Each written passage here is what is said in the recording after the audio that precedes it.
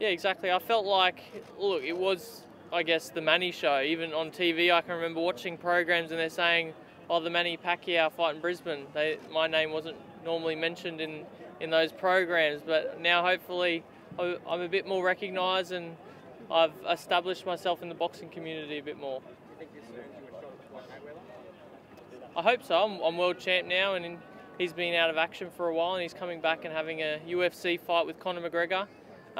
It'd be a good test for him, and actually to cement his record in history, to fight another boxer for his title. How did you celebrate last night, Jeff?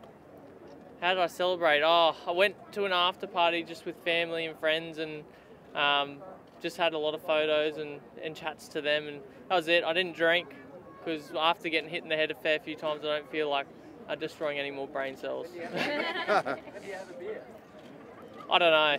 I'm not a big drinker. I don't usually drink that much, but I'm sure I'll have something in the next week or so. I've had chocolate already. I had Nutella for breakfast, don't worry. Look, there's always going to be the backlash where people are going to say I got lucky or whatever.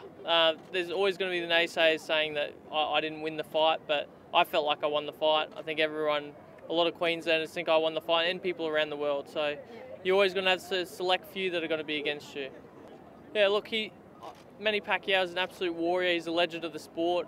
He might have come underdone in this fight. I don't know. I guess if we have a rematch and if he puts it all in again, he might come in better.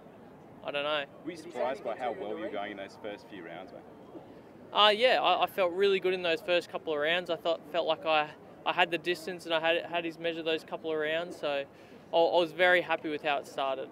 I was thinking, what are you talking about? I'm fine. Like, yeah, I went through a little bit of a rough patch, but leave me alone. I can keep going. There's only a few rounds left of the fight. I'm a Queenslander. I pushed through. Yeah, sure. I don't know. Like, I'd prefer to come back here and fight in Queensland or Australia, but look, there's always a chance that the fight could possibly be made in America. What does this do for Australian boxing, Jim? It puts Australian boxing on the map. This is what we've needed for a long time in boxing. It's kind of died a bit in the past, but hopefully this revigorates the sport. It's the good thing is it started happening nice and slowly for a few months, so I've kind of started getting used to it. But it is going to be a bit of a shock to the system. But I don't know. I guess I'm ready. I have to be ready. What do your students think, do you reckon? My students will be proud. I've had a lot to do with schools still. I don't go there and teach, but I still go to the schools, and I know the kids will all be proud of what I've done. Have you checked Twitter, Jeff? Like Kobe Bryant, Samuel L. Jackson, all Twitter?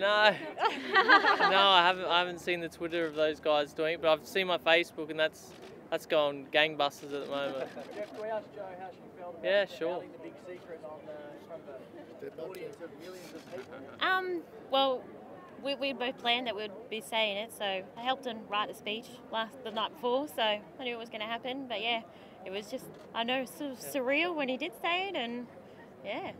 Yeah, win or lose in this fight, I was still going to be a winner because we were still having our child. So that was always going to be an announcement that we're going to make. Good on you, Jeff.